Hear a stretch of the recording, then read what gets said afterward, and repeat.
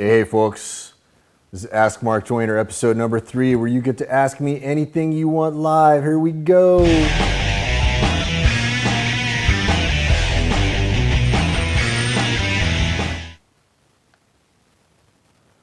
All right, as usual, I am not even ready to do this. I start these broadcasts without even knowing what I'm going to say, without even knowing what's going to happen, and I just roll with them. And I'm doing this kind of as a mental exercise to make sure that I can be ready to do this kind of thing at all times. I always pride myself in being able to speak in front of any audience of any size at the drop of a hat. And I can do that. In fact, I have spoken in front of audiences of 1,000 or more people without any preparation, with somebody just saying, hey, would you like to come up and talk on the stage? And I'll do it. And it usually tends to go off pretty well. But over the last several years, I haven't really been doing that all that much, so I'm getting back into practice doing this, and it's a lot of fun. I'm enjoying it.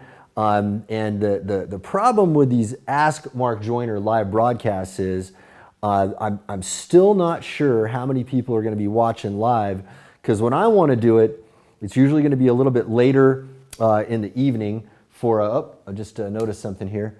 Had to turn on my power. See, these are the things I'm getting right. Now I see my computer's not going to die as we do this. I like to do this around 8 a.m.-ish. I got a good good question there already. Awesome. Thank you, Craig Meager. Craig is always asking good questions, always hanging around, always has the positive vibes, and is an awesome MMA fighter as well. Yeah, I like to do this around 8 a.m. my time-ish. I'm going to be playing with these times to see when is the optimal time to do it. Obviously this is going to be kind of a dance with the audience. The audience is going to want one thing, I'm going to want one thing, and we're going to figure out a way to do this together. But I do plan to do this a lot more regularly now, hopefully around 4 or 5 times a week even. So I want you guys to come in here and have your questions ready. Now here's the thing, if I don't have questions coming in live, and I'm hoping at some point here that we're going to get such a good groundswell built up with this. Every time I come on live, we're going to have plenty of questions to respond to. But if you guys do have questions and you're not going to be around live, go ahead and send me a private message on Facebook. Now, I am terribly behind private messages, but if you guys put Ask Mark Joyner at the beginning of a message that you send to me, I will make sure to look at that. And by the way, guys, I've got a massive inbox of messages on Facebook that I'm hopelessly behind on, and I will never, ever get caught up on, I doubt. But if you write Ask Mark Joyner, I will look for those questions and I will have those teed up so that in these moments while we're getting started with the live and questions haven't yet rolled in, I will have some of those ready so that I can start answering those questions. Now, I've already got a couple of questions coming in, and that's awesome. But before I do that, I want to say one quick thing. I want to tell you guys about a free Symbology resource you guys can get. It is called the 4 Patterns of Chronic Procrastinators, and you guys can get that by going to symbology.com/4PCP. That's the number 4, the letter P, the letter C, the letter P again, all lowercase, symbology.com/4PCP. That's short for the 4 Patterns of Chronic Procrastinators. That is a little comic book that's going to take you about 5 minutes to read, and it's going to teach you the 4 things that are the 4 primary causes of procrastination in today's society. Now, Brad Howard here has a question related to procrastination we're going to get to in a second. So let me answer Craig Meager's question first. Fastest way to $1 million. Well, Craig, the fastest way to do it is to go out and steal it, right? But there are going to be consequences to that. You're probably going to go to jail unless you're a really clever and wise thief of some sorts. Not that I would condone the morality of thieving, but that is the fastest way to do it. So the reason I bring that up is that there are faster and slower ways to do things, but they're not always necessarily the best. Okay. Now, the fastest way that I know of to make $1 million that is legal and is okay is to go out and get some venture capital funding. If you have a good enough pitch and you have a respectable enough background and you can present yourself in such a way that the angel investors slash VC guys will go out. Anissa says Bonnie and Clyde. That's it, exactly. Anissa is very old dear friend of mine, by the way, from the old high school eras. Good old friend that I love very, very much, who has been hanging out here on Facebook with us. And it's always such a joy to see her around. The problem with venture cap is that it's always taking your power and it's putting it in someone else's hands. Okay, now listen, don't get me wrong, there are a lot of companies out there that have gotten a great start by being part of that whole community. So in Silicon Valley, there is a network of people out there that will fund startups. In fact, that's their whole business model, is to go out and fund startups and take a risk on those guys. So what they're looking for is do you have a good enough idea? Do you have a good enough plan? Do you have enough drive? Do you have the guts to get in there and deal with the slings and arrows that are inevitable in starting up a business? And believe me, they are inevitable, because you will face some very, very terrible and difficult challenges in your startup. I guarantee you. The great Jim Rohn always used to say, I advise you to become a millionaire, not to have $1 million, but because of the person you will become along the way, because it challenges you, it tests you, it makes you much, much stronger. But most of us fail these tests. This is why there are so few millionaires and even fewer billionaires in this world, because it is sort of like a filtration system to see how tough you are, to see how much of that bullshit you can put up with. Now here's the thing, if you get VC or you get angel funding, that's not money in your pocket. That's money in the pocket of the business. And then you've got another barrier that you've got to get through, and that's that you've got to make that business profitable enough that you're going to end up putting $1 million in your pocket. Now there's a couple ways this goes. You can make $1 million by getting enough profit that you can pull that profit out and put it in your pocket, assuming that you are adequately compensating your employees and paying all your bills along the way and doing it right, not embezzling the money, right? That's going to take a lot of marketing skill. Now, another way that you can become a millionaire through that same path is that, let's say you get some venture capital funding or some angel funding, and then you go public, and then the public splash is so successful that the shares that you own are worth $1 million or more. But here's the problem. That $1 million is not $1 million you can necessarily pull out. Let's say all the shares that you own in your company are worth $1 million. Well, you could cash out right now, but then you're sending a signal to the market that the owner of the business sold off all their shares, and that's probably going to send the shares crashing. So you got to make a lot more. So here's the kind of thing I do, all right? This is the kind of thing I do that puts all the power in my back pocket and not in somebody else's hands, all right? And this is what I would do. I would create a marketing campaign, all right, for a product that I own and that I control. If there's a marketing campaign that I own and I control, I get a much larger share of those profits than I would if I were going the venture cap / going public and all that nonsense path, all right? Because remember, those other paths are making other people rich and not necessarily making you rich. In fact, there are a lot of companies out there that have been started that got venture capital funding that went public, where the owners didn't get any money because some very clever lawyers hoodwinked them out of the money. Now, I've been part of such shell games in the past. I have been hoodwinked in such ways. These people are very, very clever. They are so smart in the way that they organize things and the way that they structure these contracts that you don't find out until you've slugged it out in a business for a couple of years, that you look at the contract and go, holy crap, I don't actually own anything. Or they were able to find some loophole in there that actually took all my value out, and where they were able to take all the benefit and all the money. Okay, in fact, I'll tell you a funny story about that. One of these guys that I worked with, this is back in the early days of online marketing. This was, I was doing I won't say that, I've got to be very careful about how I phrase this because I don't want to actually name the company, but I was selling a company, and this was right when the first .com bubble burst.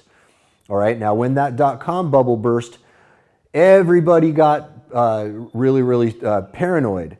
The day after the bubble burst, I had to give a presentation about this company to a bunch of bankers and capitalists and angel investors at the top of the Bank of America building in San Francisco. Probably the coolest, primest real estate to give such a presentation, and I was so stoked to be up there giving that. But the day before that happened, the crash hit.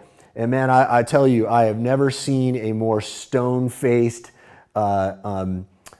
inhospitable group of people in my life. It was probably the most difficult presentation I ever gave. What was funny was that the presentation I gave there was one of the early presentations I gave about viral marketing. So a lot of people know about my early contributions to viral marketing. Some people say I invented that. I don't think that's necessarily true. Maybe I coined the phrase. I don't know. I did coin the phrase. I'm not going to answer that question, Dan Clark. I'm not going to say what it was. I did coin the phrase ebook. I did invent the tracking pixel. Viral marketing, I think a lot of people had some contributions in that. I think my contributions were certainly significant and substantial in it. That is exactly what I was talking to these guys about in that presentation. And they were so inhospitable to the notion that they didn't realize the importance of what I was telling them. Of course, these investors did not invest any money in that business because everybody was skeptical. Now, I'm leading up to a point. The day after that, the business partner that I was working with on this particular venture, I got to be, again, very careful about not naming names here because I don't want to be one of these name and shame dickheads about this kind of thing. But one of the guys who was organizing this with us came to me after my business partner had flown out of San Francisco, and he laid a blank piece of paper on the table in front of me. We were in a cafe, and he said, "Hey, I need both of you guys to sign this document, and I know he's not here." Or actually, sorry, yeah, I don't have the story about right. He was about to leave, and he said, "Can you get him to sign this blank document? We haven't actually come up with a contract yet. Get him to sign it, you can sign it, and then we'll fill it in later." He really, really asked me that. He really, really asked me to sign a blank document and had a totally straight face. And my reaction was, no, dude, I'm not going to ask my business partner to sign a blank document. And he goes, oh, I guess you guys don't have that level of trust, huh? Well, I have that level of trust with my people. Man, that's how shady people can be in that world. And do you think that guy's intentions were positive? I'll tell you right now, no. And in fact, some of these same guys that were putting this deal together for us ended up going to jail for a pump and dump scheme that they ran. Okay, so these are some of the many reasons why I don't dabble in that world. I'm not interested in the venture cap world. I'm not interested in the public company world. That whole universe is just so shady and twisted to me that I don't want to have anything to do with it at all. What I want to be involved in is making money myself through the power of the marketing campaigns that I generate. Okay, so I'll give you an interesting example of one time I did this. When I launched Symbology, the company that is my primary focus right now, that has been running for almost 15 years now. It's nice to say there are not many internet startups that last that long, and we've had a great run, and it's getting even better. We're now getting ready to take things up to an even higher level. One of the reasons why you guys see me more frequently now. We're gearing up for some very interesting and very, very cool things. Well, how did I get the funding to start that? I knew that I needed about $50,000 to start it. That is not much startup capital at all, but I'm a smart kind of guy who will start businesses with as little money as possible. Now, by the way, we don't have too many people running the company right now. We don't need that many people running the company. A lot of people say, well, how many people do you have? As if that's some ego marker of how successful your business is. Well, I'll tell you right now, the most employees I've ever had for any of my companies was 80, and it was a nightmare to run. And I'm running a better business now with far, far fewer people than those 80. So how did I generate that $50,000 to start Symbology? Well, I created a marketing campaign. I wrote a really badass sales letter for it, and I asked a bunch of people that were contacts of mine to mail out about it. I said, hey, I'm going to give you a 50-50 profit split. If you mail every time you generate a sale, I'm going to give you 50% of the sale, and I'm going to keep 50%. Within 1 week, I had my $50,000. Okay, so Craig, that is what I recommend, and what that necessitates for you is getting really, really freaking good at direct marketing. You better get really, really good at persuasion, really good at sales, really good at copywriting. If you have those skills, you don't need venture capitalists, all right? You don't need the public company world to come in and save you. You don't need all those people, all those vipers who are like, hey, we'll guide you, we'll advise you to help you grow your business. Okay, now listen, don't get me wrong. Some of those people out there are really good people. There are some venture capitalists out there who are decent, really good people who are looking for quality businesses, and they will legitimately guide you. Okay, I'm not going to name any that I think are good because I don't know any of those guys well enough to be able to say, hey, yeah, work with that guy because I know for a fact he's always going to treat you well. I can't guarantee that. I cannot guarantee that. None of us can. Even people who are, moral in one moment might have some kind of a temptation the next day that will lead into a moral failing of some sort. All right. So personally, I like to have all the control in my own hands. But what that means is getting really, really good at sales, direct marketing, copywriting, all of those skills, okay? And then you've got to get really good also at managing your teams, and you've got to get really good at managing your own energy levels, all right? That's the best answer I can give you, Craig, and I know it's not an easy answer. It's not the answer people want. Everybody wants the quick fix. They want the hack, but there are some things in this world where hacks are appropriate, where shortcuts are appropriate. And in fact, I'm always looking for them. That's the entire nature of what Symbology does, is it helps you find the most efficient way of doing things, but it is not a substitute for you building up the strength of your will and you getting better and better and better at the skills required to run a business and make it thrive. That is what is going to give you real and true freedom. Now I'm going to scroll back up here to some of these other questions. All right, so Brad Howard asks, I find that procrastination isn't always bad. Sometimes it's a cue to think. Maybe, brother. Maybe. Sometimes yes, sometimes no, but that is a very, very slippery slope, okay? Because every time you tell yourself, well, it's okay, I'm procrastinating, I'm just thinking, that might turn into a habit on your part, okay? So what I like to do, if I need to think about something, I'm going to spend time deliberately thinking about something. All right, I'm going to deliberately think about something. Now, by the way, I think we're almost out of questions here. So here we go. We got another. There's another one down there. But guys, if anybody watching, don't be shy to ask questions, guys. If you're watching this on YouTube, Periscope, Facebook, I will see all those questions. The YouTube questions will come in a little bit slower. The Facebook questions will come in a lot faster. The Periscope questions I haven't quite seen yet. I haven't even really pushed out Periscope at all. I don't even have much of a following on that yet, but I got to build that up. But if you guys are on any of the Facebook channels, be it my personal page or the fan page, I will see those questions almost instantly as they come in. So load those questions up, guys. If you want in this round for me to answer your question, you've got a good opportunity now to hear the answer. All right, so Brad, I would just, again, be really, really cautious about that. And if you do need time to think, set aside deliberate thinking time. Don't fool yourself that spending time on Facebook or watching YouTube videos, most YouTube videos, some are very educational and useful, or watching Game of Thrones, which, hey, I'm a Game of Thrones fan too. I try to watch very little TV, but I love the show, even though it went downhill after season 5, damn it. But I don't tell myself that is thinking time. Okay, sometimes that's decompression time, But you got to be careful about that decompression time too, man, because the decompression time can sometimes program your mind.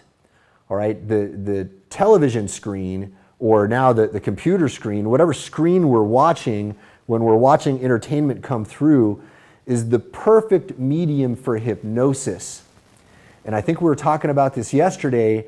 There are messages coming through a lot of these videos that we're watching that are not always in our best interest. Sometimes there are ideological and marketing messages that have been deliberately implanted into our popular culture. And again, if you think that that's conspiracy theory and that that's not true, I'm here to tell you it's flatly not, you're wrong about that, okay? It's historical fact that there are people paying money to get messages inside entertainment to change the way you think. And if you don't think that's true, take a deep dive in there and figure that out. Okay, there is plenty of evidence to show, and it's pretty unequivocal at this point, that that is a real phenomenon, and I think it's happening way more than you think, and probably some of the sources that you don't expect. Okay, and that's all I'll say about that. It is everywhere, so be very careful about how you are using your leisure time. And especially, I'm not a parent, so I don't really have any business advising parents in this kind of thing, but as a guy who understands a thing or two about psychology and how the mind works, if I were a parent, I would be very cautious about the entertainment I am allowing my children to be exposed to as well, because man, it can send your life careening off in the wrong direction if you are not careful. But Brad, I think in general you're right about that in one sense, but be very cautious about how you think about that. Okay. All right, so Brad says, how do you avoid the I'm thinking procrastination versus deliberate thinking? What do you consider the difference? Well, very simply, the avoiding procrastination is stuff that you are not choosing to do most of the time, right? So it's usually like, you went on YouTube, to check a message, and then you saw a link to a video, and then you got, boom, distracted, okay? Or maybe you even told yourself, well, I'm just going to kick back and watch some videos for a little while, all right? That video time is not thinking time, man. The thinking time is one of two things in my estimation. So for me, I do it in one of two ways. So one way is I will put myself into a deep meditative state. If you are not a practiced meditator, you can use what is known as binaural entrainment.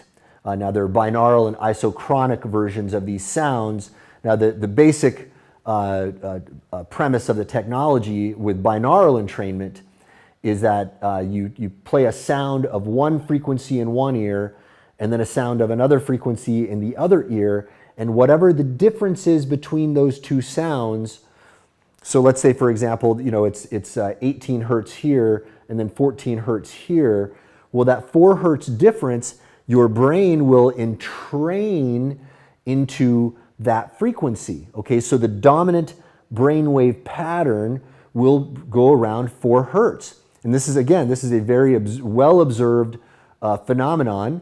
And I have experimented with it so many times from when I was a very young man. I credit a great deal of my creative power to using tools like this. Now, why is that important? Because our current understanding of the brain right now is that different brainwave frequencies correlate with different states, right? So for example, the 0 to 4 hertz range is the delta range, and that tends to be deep dreamless sleep. Between 4 and 8 hertz, that is the theta range. Now, theta range is associated with dreaming sleep or with a transcendental state that you might get yourself into, and we'll talk about that in a second. Okay, the 8 to 12 hertz range is the alpha range. Now, that is a very relaxed, conscious state. I found that to be very useful for learning, for just general relaxation. And then 12 to 16 is the beta state. that most of us are in when we're like in our drive. Like if you're fighting a fight, you're probably in a beta state.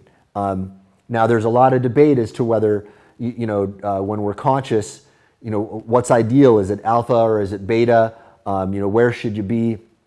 It's hard to know. And to complicate things a little bit more, there are even all sorts of different ranges out there, like the gamma range, that we're very unfamiliar with at this point. We don't really know what the gamma range means. The Dalai Lama thinks that the gamma range is the range that he and his fellow master monks get to with all of the years and years and years of practice they try to get to. Some people think that that is a very heightened state of super awareness. That's what the Dalai Lama believes, and he has challenged people to come up with protocols to help you get to the gamma state. Now here's something else that makes it a little bit trickier, all right? You're not in one particular brainwave state completely, okay? There parts of your brain may be operating at one frequency and other parts of your brain may be operating at yet another frequency. So as with everything, these things are never as simple as we think they are. This is a new-ish kind of a science. It's a newish kind of a field that we're learning about. But with all that said, and I know that this seems like quite a digression from your question, Brad, I'm getting to the answer there. Here's what I have found useful. If I get myself into a theta state, I'm usually in some kind of, I'm not necessarily in a waking consciousness, but I'm in a sort of like semi-lucid dreaming kind of a consciousness. And that state has been very, very helpful for me in drawing inspiration from whatever it comes from. Now, some people think that it's part of your brain, it's part of your unconscious mind. I don't actually believe that. I think that our consciousness extends beyond our brain. I think we are connected to at least some kind of an information field. Perhaps, to a certain extent, our brain is receiving information. Again, this is kind of, weird fringe science. Nobody really knows for sure, but some people think that there is not even any real evidence that consciousness really exists in the brain. Okay, but what I believe and what I feel is that when I get into a state like that, I am tapping into some kind of a field out there and information comes to me. Now, let me give you a little bit of evidence to show that perhaps my saying this is not completely baseless. Okay, I'm a guy who's written a couple of his books in one sitting, in one day. Okay, for example, The Irresistible Offer, probably my most commercially successful book. It's in universities around the world right now. It's in print in 25 languages. I wrote that book in one sitting in one day. How did that happen? When I was meditating, the idea for the book popped into my head, and I felt like the whole thing was there, complete. It's a very strange, I don't know if I can explain it to you, but when I sat down and I wrote it, I had one very, very caffeinated, focused day at a cafe in New Zealand. You guys can read about this if you guys go to the Symbology.com/blog. That's where the Symbology blog is. Again, that's Symbology.com/blog. Type in the Everyman's Superpower. Okay, there is a 4-part blog post series that I wrote about in there explaining to you how I did that. Okay, but I'm telling you a little bit more of the backstory. What I don't talk about in that blog post is where I got the ideas from, but what I did talk about was how I got myself to that point and how I actually did it on that day. Okay, now, that's a nice segue to the other kind of thinking. Okay, so some of that thinking is me allowing inspiration to come from wherever the hell it's coming from. I don't know where it's coming from. I don't know what this stuff is. Again, I'm open to the notion that maybe it's something inside my own mind. I'm open to the notion that maybe our minds are conduits for a larger information field. I don't know. None of us really know. But what I do know is that I experienced that. Okay, and there is tangible evidence in the real world to show that I did that and it worked extremely well. The other kind of focus, the other kind of thinking is the kind of thinking, well, I gotta maybe distinguish 3 things here now. So the kind of thinking that I was in when I was writing was a little bit different. Okay, when I was writing that book, I wasn't quite in that dreamy state. I wasn't quite in that focused thinking state. I was sort of somewhere in between. I was focused on the writing, but I was also in sort of a dreamy state, and it felt like something was writing me. Okay, I know that sounds strange.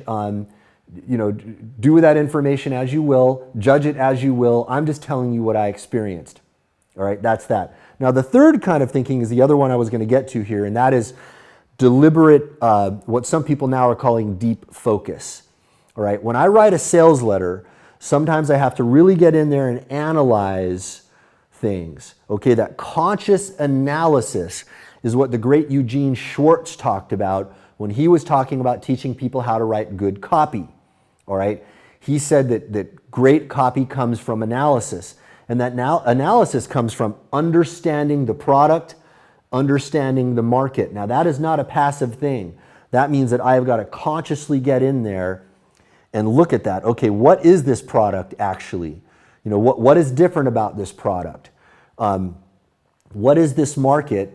What do I really understand about this market? And how do I create a connection between the most sellable part of this market, of this product, and this market? And that's what the copy is. Okay, and the most important part of that is the big idea. Coming up with that big idea comes from a combination of all of these things that I'm talking about. Okay, so the first step is usually that analysis, right, where you understand the product, you understand the market, and now you've got to come up with a big idea. Well, once I've done a lot of analysis, and if a big idea doesn't pop out of all of that and come to me, then I will get into a meditative state, and sometimes during that meditative state, that big idea will pop into my head. In fact, more often than not, that's how a lot of my really, really great ideas come to me. Some of my best ideas, some of my best, most persistent marketing campaigns have come through that process. So I'll give you one really, really good example. Is this thing called the little calendar that brainwashes you. Okay, and in fact, if you guys go to the Symbology blog here later on, well, it might be just in a couple hours here. It might be live now. I'm not sure if my guys put it live yet, but we just created a special version of that. We've been running that campaign now for, I think it's 4 years, 3 or 4 years, over and over and over again. I came up with that concept through that combination of analysis, understanding the product, understanding the market, and then through meditation, that idea came to me. So I was in a meditative state. And by the way, I often do that kind of binaural entrainment or isochronic entrainment, brainwave entrainment technology when I'm out in the sun in the middle of the day.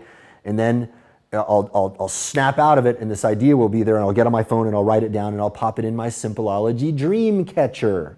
That's why I have the dream catcher on my phone. That's why we have multiple ways of you putting information in your dream catcher, because sometimes we don't have control as to when these ideas will come in. Now, Brad, I hope that answers your question, and I hope that distinguishes all of that from that kind of procrastination that is involved in outside influences. Everything that I just talked about, you're not going to get any of that benefit from watching YouTube videos.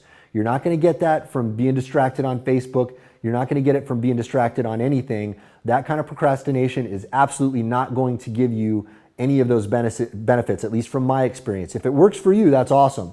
I'm happy for you. I wish I could be like that. I wish I could just goof off on Facebook all day and watch goofy videos all day and have those ideas coming to me. I also wish I could be buff and strong without having to bust my ass in the gym too. But that ain't the way the universe is designed, as far as I can tell. I think the universe rewards really, really hard work, and I think it rewards focused concentration that is deliberate for a particular purpose.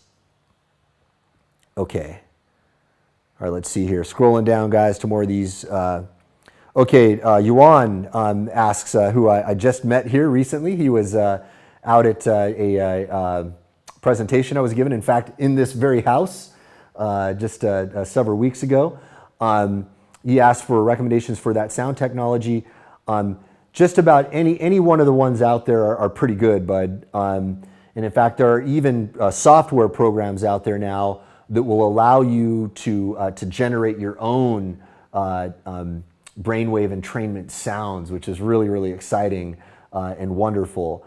Rather than recommend any particular one. Well, there's a company that I do recommend that has some interesting ones. iAwake Technology, which is run by a friend of mine here. I don't know if he's going to be watching this. He's got some really good ones. But there are a lot of free ones on YouTube and stuff too that you can listen to. All I can say is experiment with those and see how they feel. But you kind of need to practice with them quite a bit. When I started playing with this technology when I was very, very young, I didn't get the effect immediately, but I was persistent enough to where it finally started kicking in. And what I can tell you is that once I started being able to consistently get into a theta wave state, my creativity exploded. It exploded. I got to a point where I was, I remember the first time that this happened to me, that week, I had this notebook with me and I was walking around and I had to keep stopping everywhere I was because all these ideas kept coming to my head and I had to keep writing them down. And it just felt so wonderful. And that is kind of how I am now. I mean, the ideas are constantly flowing into me, and I think that is partly due to my practice of getting into deep meditative states like that. So Craig says, it's remote viewing, unlimited universal intelligence like all the greats who came before us in this holographic universe. Perhaps so, man. I mean, I'm not going to discount any of these theories. There are a lot of people out there who will get in there and say, oh, the consciousness is in the brain 100%. We know it for a fact. I'm sorry, bullshit. You don't know that. You don't know that. And any scientist who gets out there and tells you things are matter-of-factly one way or another, I don't respect those people as real scientists because they're not looking at actual scientific history and understanding how our view of things evolves. The best we can say is our current understanding indicates that perhaps this is what is really going on. Okay, I think that's the best we can ever say about anything, because even when we're talking about Newtonian laws, we know that there are exceptions now. There are certain contexts in which Newton's laws of motion do not apply. For example, at the subatomic level, Newtonian physics do not apply at the subatomic level. So when people come out and say, well, they're called laws for a reason. I remember one actually very extremely educated guy got into a knockdown, drag-out fight with me about that, and I held my ground. I wasn't going to be intimidated by his PhD coming in and telling me, well, they are laws and that's that. I gave him that exception, and he didn't really have any answer for that.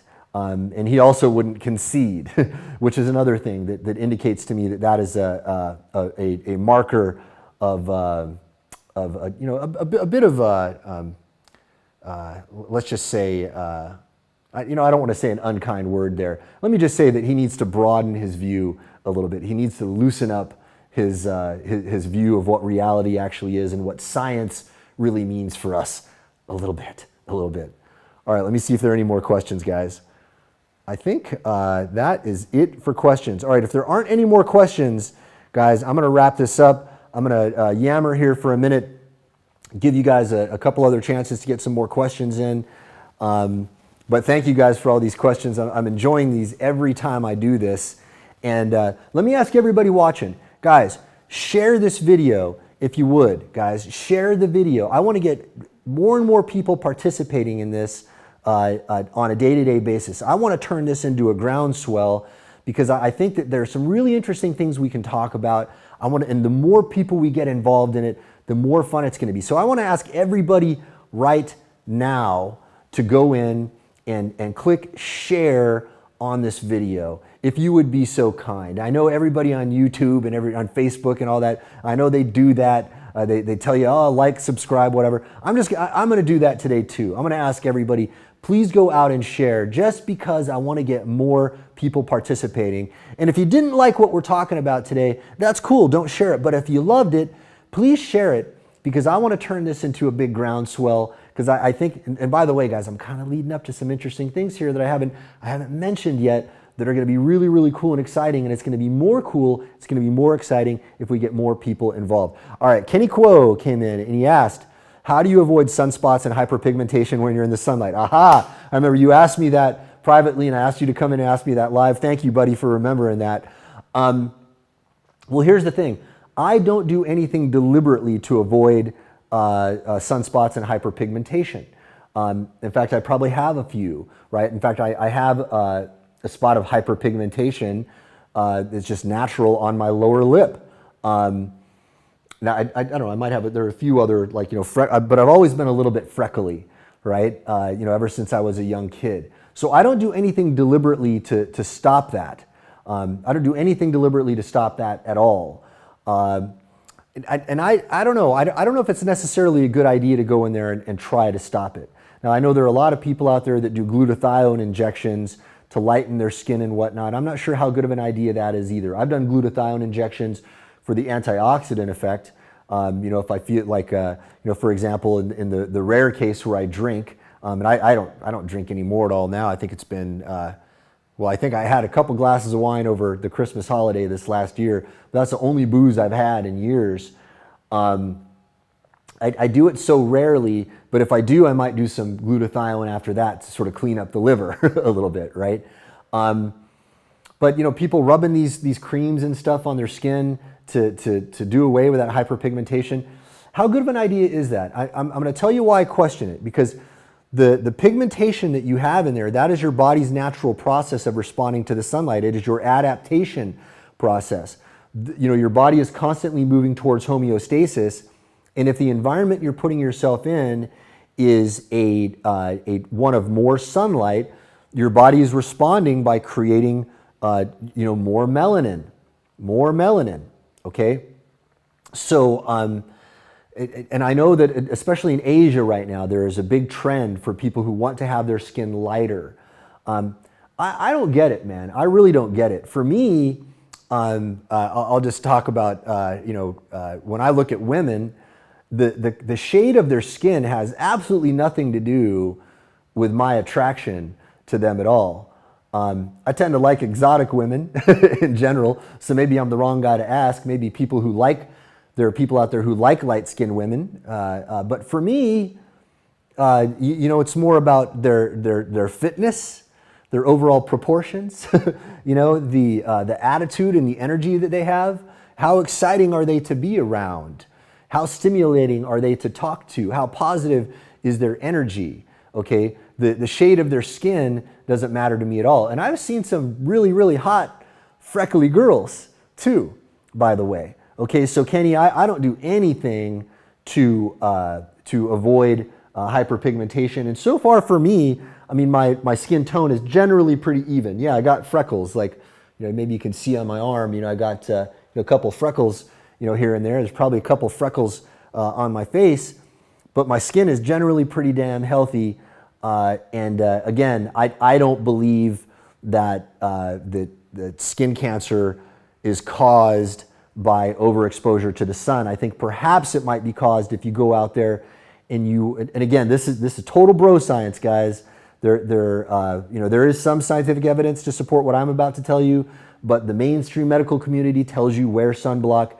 I don't wear sunblock at all. I think it's a bad idea. I also think sunglasses are a bad idea. I think those things are actually what's causing the skin cancer. And that's my kind of bullshit random hypothesis. Maybe it's true, maybe it's not. And I'll tell you why. Because when you're wearing sunglasses, you're interrupting your body's ability to respond to the sunlight. You're getting the sun on your skin, but the photoreceptors are getting a different signal. And I think that makes us maladapt to the sunlight. And I think that's where the skin cancer is coming from. And I think quite possibly some of the chemicals that are in those goddamn sunblocks could be what's causing the skin cancer as well. Go in and look at some of the research that shows that some of the people that have the lowest levels of skin cancer are people like lifeguards and surfers. Okay, these are the guys who are in the sun all the time. Okay, so Kenny, that's kind of a long-winded answer for that. I would not worry about that too much, man. And by the way, if you're concerned about that for general attractiveness, let me tell you, one man to another, what's going to make you attractive to a woman. Women are attracted to looks. There's no doubt about it. There is no doubt about it. But I'm going to tell you what trumps looks for women. It is your confidence. all right? It is your certainty in who you are. It is your drive. It is your unwillingness to be deterred by other people. I've seen very, very unattractive men be extremely successful with women because they had so much legitimate confidence and legitimate swagger. Now, I'm not talking about the bullshit guy who's acting tough, who's got what Kelly Starrett calls the fabulous man posture, right? Which is a very unhealthy way to carry your body. Those people, Anissa says, sense of humor. Sense of humor is also very attractive to women. These things are way, way more important. Okay, and I'll just tell you right now, we're getting a little bit personal here, right? I have had, some women, who will give me a hard time about my my bald head, right? And I just laugh at them. They'll say, "Oh, you're so bald," and I'll just laugh and I'll say, "Well, here you are talking to me anyway." Right? And they laugh and they know that's what we're doing there is we're giving each other a little bit of a subtle communication. She is testing me to find out if I'm going to be a little bitch about it. Okay, if I'm going to be like, yeah, I am bald. I hope you like me anyway. God, it's disgusting, right? No woman's going to be attracted to that. But when I get in there and I'm like, well, you're talking to me anyway. You must be all right with my bald head. She's going to love that. All right. Now, there's some women out there who don't like bald men, and there's some women who've even told me that, who are not attracted to bald men, but because my swagger is so strong and my confidence is so strong, it's going to trump all of that. And that's the real key, man. Now, I'll tell you what, that's the key in everything. It's even the key in business. If your energy and your will and your confidence can be stronger than the other guy, it creates what's called the reality distortion field. This is what guys like Bill Clinton, whatever you think about him, and Steve Jobs, whatever you think about him, this is something that they had. Their confidence was so strong that people could even go in there hating them, disliking them, but man, they're irresistible because their confidence is so strong. So Kenny, if that's why you're concerned about that, that's the advice I would give you, and it has certainly worked out, pretty well for me. I've been a single guy for the last, I guess, going on 7 years now, and that attitude has worked out pretty well for me. All right. Let me see if there are any more questions coming in. I'll just say a couple things before we close up. I don't see any more questions coming in, but let me just reiterate a couple of the resources I talked to you guys about. You guys can go to Symbology.com/4PCP. 4PCP, that's the number 4, the letter P, the letter C, the letter P, short for 4 Patterns of Chronic Procrastinators. That is a little comic book that we put together to teach you how to deal with the 4 most common causes of procrastination. Okay, the next thing is, if you guys want to learn about how I wrote a book in a day, and I've done that a couple times now, by the way, and if you guys want to ask about that more in the next live, I'm happy to talk about that, or anything you guys want to talk about. I hope after me telling you guys about my feelings about how men and women should interact, you should know I'm a total open book, guys. As I get older in life, I censor myself less and less. I censor my F-bombs less. Sorry if that offends anybody, but man, that's how I talk, all right? And I want to give you, I want to be Mark Joyner cranked up to 11, not Mark Joyner cranked down to 2. And if that means I got to drop an F-bomb every now and then, so be it. Forgive me, mea culpa. But my job is to give you the best of who I am and to be out here at full throttle, not censoring myself. And that also means there are things that I used to censor myself about. I probably would not have talked about male-female interactions, once upon a time, okay? Because I thought, oh, people might be offended by that. I don't care anymore, all right? At my age now, I want to tell you guys the truth about everything I can, so do not censor yourselves in the questions that you have for me. Be polite about it. Don't be jerks about it, right? I don't want people coming in here getting angry at me. That's no fun. That's going to bring down the vibe for everybody, all right? But ask me anything. I really don't care, guys. I'm totally open to that. Okay, got another question in here. Let me just close up that one loop though. Go to Symbology.com/blog, and you guys can go just type in the search box there, Every Man's Superpower, and you guys can read that 4-part blog post series about how I wrote that book in a day. All right, Kenny says, what are your thoughts on eating meat as you have shown in recent pics of yours versus being vegan to prevent cancer? Super good question. Okay, now, I don't think any of us really know at this point. The housekeeper just walked in, and the dog is so happy to see her. That's what you guys, that's what you all hear in the background there. I don't think any of us really know yet what is causing cancer. We have hypotheses about what's causing cancer, and let me tell you a few of the hypotheses that I am aware of related to your question, Kenny. Now, there are people out there who have had cancer and have effectively treated it by going on vegan diets. And one of the philosophies about that is that perhaps an increase in protein consumption might make you more prone to having cancer, okay? There is some very, very strong evidence about that, and I wouldn't necessarily rule out doing veganism for a short period of time as a cleanse to clean up that cancer. May not necessarily be a bad idea. But let me give you another way to look at this. Not only do I do the carnivore diet right now, I also do intermittent fasting. Okay, now one of the reasons why we do intermittent fasting is because it stimulates two really interesting processes in the body called autophagy and apoptosis. And what those two processes are they are the and I sometimes mix up the two. So if any of the bioscience nerds out there who can correct me on this, please do so. But I believe autophagy is when we kill the cells and we consume them, right? Because we're regenerating and killing off cells constantly in our body, and then sometimes we reconsume those cells because we take some of the parts of those cells that we can still use, some of the peptides and the different bits and microfractions, and then we spread that out to the body where it can be used.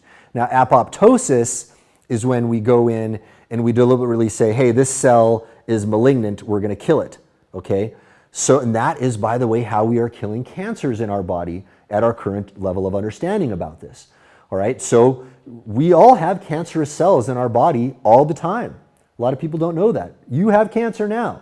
There are cancer cells in your body, but through the process of apoptosis, we destroy those cells.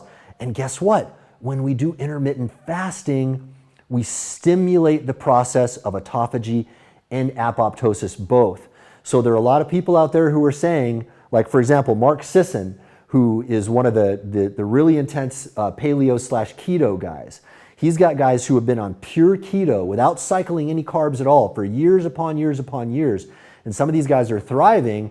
And one of the bits of advice that he gives to guys who are on carnivore, he's not a proponent of carnivore, but he says, he's not necessarily against it, but he says, if you are going to do it, I strongly recommend you do intermittent fasting because that increase in protein could make you more prone to cancer. And the intermittent fasting is going to give you an edge on fighting those cancers. So Kenny, I hope that answers your question on that. That is a great question. And again, let me just say, none of us really know what's going on with diet here, guys, yet. I mean, we're modifying our views on these things. I think we're refining them, we're improving them, but we really, really don't know. Some of the things that we do know is that eating the processed foods, especially processed sugars, and eating a lot of these additives, these things are not good for us by anybody's estimation. Who knows, maybe we'll prove at some point that there is a way that we can consume these things, but my personal experience has been that they have been a disaster for me, and I believe that there's a lot of evidence out there to support the notion that they are a disaster for everybody. So at the very least, whatever you do, I think eating an all-natural diet is a super good idea, and I also think intermittent fasting is probably a super good idea for everybody, especially for folks who are concerned about cancer. If I were to get cancer, God forbid, knock on whiteboard here, that does not happen, I would probably do some fasting, and I would examine a lot of my habits to find out what I can do to speed up that process of healing those cancers. Now, another thing that you might want to look into is the Warburg hypothesis of cancer. That is the notion that cancer thrives in a glucose-rich environment. And this, by the way, is why even in the mainstream medical community now, there are people that are prescribing a ketogenic diet for brain cancers. In fact, it's one of the only protocols that we know now that is working relatively consistently for brain cancers. So I would for sure probably be on keto. And on that note, by the way, when I do carnivore, I try to make sure that my fat content that I eat is very, very high. Okay, so I'm basically eating steaks and butter, guys, and I slather those steaks in butter. This is something that I would have thought years ago was a really, really bad idea, but I am totally thriving on it right now. Okay, and a lot of people are really thriving on it, and a lot of people are healing certain conditions. Again, it's possible that this is something that's only going to work in the short term. I don't know, but that's what's working for me, and I crank that fat content up so that I can stay in ketosis, because when you eat more protein than fat, sometimes what happens with some of that protein is that it gets converted into glucose and it might pop you out of ketosis. Now that's something that people are debating intensely right now in the carnivore community. I don't really know the full answer for that, but that is my current understanding. That is what is working well for me in the moment, and I am totally open to modifying and changing that view as I learn more, as we all should be throughout our entire lives, I hope to God, for the sake of all of us. Okay, guys, Symbology.com/4PCP for the 4 patterns of chronic procrastinators, and you can go to Symbology.com/blog, type in Everyman's Superpower to read that 4-part blog post series. I hope you guys enjoy both of those things. And by the way, both of those things are totally free. Yes, it will lead you through a funnel where I will try to sell you things. I'm in business, guys, I do that. But I like to sell by giving people free stuff, and that free stuff that we give away is always of super high value. As I hope you're getting an answer from here. I am not censoring myself. I'm giving you guys the best knowledge I can for free right here. The free resources that we give away at Symbology are of that caliber as well, and they're fun, guys, because we put cartoons and stuff in there, and we make it really, really easy to understand, even for kids. I know a lot of parents out there who give their kids these cartoon books to help influence them, which is awesome. That makes me feel great when I hear those stories. All right, you guys, I had an awesome time hanging out with you today. I hope I will see you all tomorrow. Tomorrow, in the next few days, I might do these a little bit earlier because I have a mastermind that I'm going to. We'll see what time I do it. I can't guarantee, I can't promise. There's this guy, one of the greatest e-commerce minds in the world right now, Steve Tan, has invited me to a private mastermind that he's putting on. I was very honored and grateful to be invited to that. I don't know much about the e-com world, so it's awesome. I'm going to get to hang around some of the best e-com guys in the world, and I'm going to get a crash course in e-com with some of the best, which I'm super stoked about. I'm really excited to be hanging out there. But anyway, for the next few days, the time might shift a little bit, but I am committed to do this, and I will see you all tomorrow. Take care, guys.